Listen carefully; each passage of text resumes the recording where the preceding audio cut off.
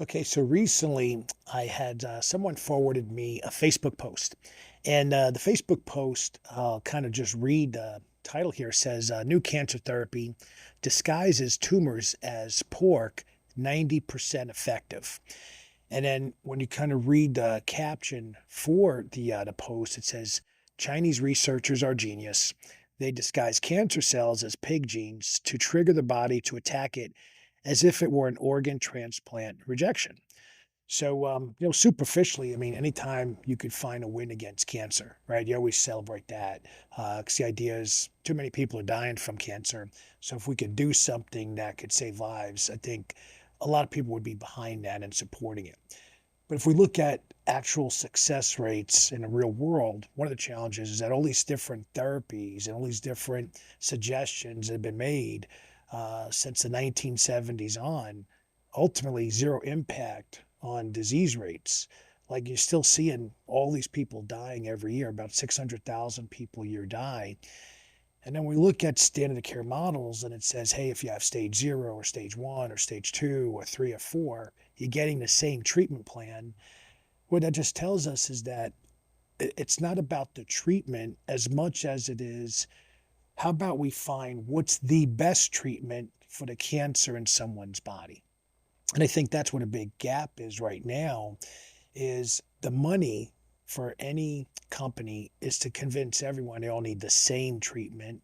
But the reality is there's too many differences between each person to suggest that everyone's going to respond the same way.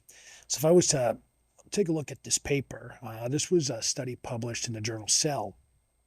And the study title is Hyperacute Rejection Engineered Oncolytic Virus for Interventional Clinical Trial in refractory cancer patients. And the main point about this is this study population or this group of people, these were people that had cancer that were not responding to other therapies. So to show some results with them is promising, but what it implies is that there's something unique going on in these people. And that was not really uncovered. Instead, what the study did is say we're going to inject them with this virus, and hopefully, this virus will stimulate their immune system to have a reaction to the cancer cells. So, just to kind of give like an alternative perspective on things, one of my pet peeves about a lot of research studies with cancer is they always seem to think that doing something new is going to produce a better result. And what we've learned in well over 4 decades, probably close to 5 decades now, is new stuff doesn't work for everyone. So the real solution to defeating the disease cancer isn't constantly developing new strategies. It's identifying what's the vulnerability in the individual and then doing something about it. So, as an example, we could take anyone with cancer and we could say, hey, what are some benefits of some other therapy? Well, exercise is the first thing that comes in my mind. So I just pulled up something on proven benefits of exercise. There's stuff from a number of websites. There's Healthline, there's Medline Plus.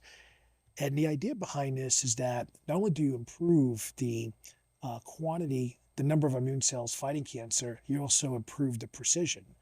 So kind of think of it as with the right type of exercise, we're getting better results with the immune system fighting cancer, and we're simultaneously making people stronger. We're improving their brain function.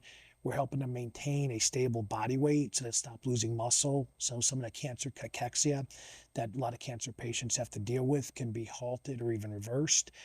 And it helps get people happier so that there's a better balance in the neurotransmitters so now they're not so focused on, hey, I got cancer and all these terrible things happening to my body. They can actually see their bodies changing in a positive direction, which could dramatically impact their outlook on things, their mental perspective, and then reduce all kinds of hormones like cortisol that could be very damaging to the body and not produce the results you're not really looking for. So what I would hope people get out of this is that it's great to see new findings, but maybe the finding, because it's new, it still may not be the best tool for the individual. And the way I see things, we should build off of the already proven benefits of current therapy. So as an example, Every single patient with cancer should have a well-designed exercise program. And then once we see what's not happening with that approach, then we start bringing in other tools and therapies to enhance whatever is rate limiting or limited in their own health.